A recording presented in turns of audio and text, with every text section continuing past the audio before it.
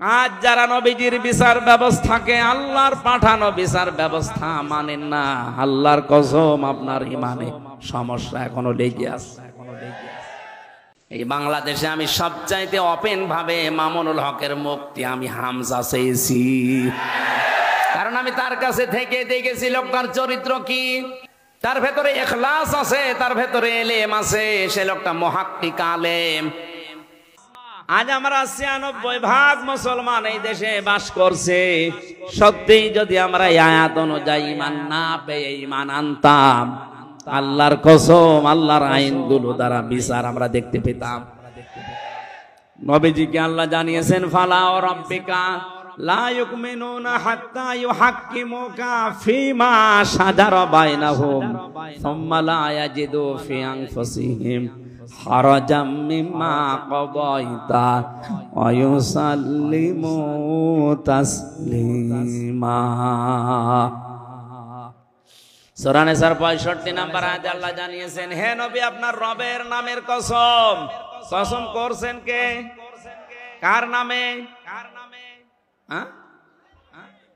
আল্লাহ নিজেই তার নিজের নামে কসম দিচ্ছেন। তার মানে কথাটা শক্ত।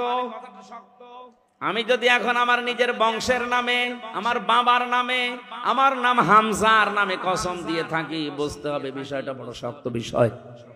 আল্লাহ নিজেই বলেন, ফালা ওয়া রাব্বিকা, হে নবী আপনার রব কিন্তু তার নিজের নামে শপথ করছেন।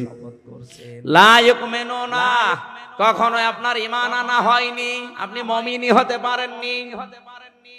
হাত্তা ইউহাক্কিমুকা ফীমা শাজারা বাইনাহুম, যতক্ষণ পর্যন্ত নিজেদের ভেতরে কোন বিষয়ের বিচারক হিসাবে আমি নবী মুহাম্মদুর রাসূলুল্লাহকে তোমরা না মানবে।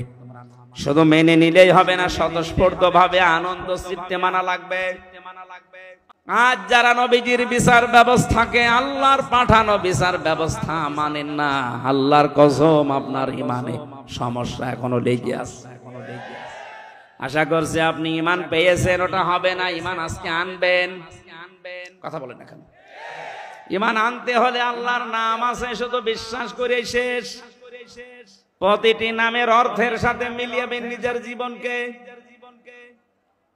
হিন্দুরা 12 মাসে 13 পূজা করে, 33 কোটি দেবতা তাদের। কত?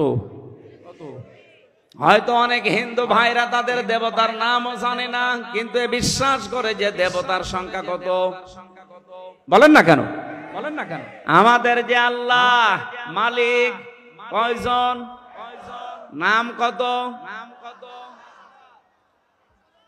আমি বললাম না প্রতিটি শব্দ থেকে আমরা শিক্ষা নেব। এবার আসেন শিক্ষাটা কি। যদিও এই রংপুর বিভাগের জন্য এটা প্রযোজ্য না, এটা রংপুর না, এটা কি চট্টগ্রাম আর সিলেটের গেলে বলা যেত।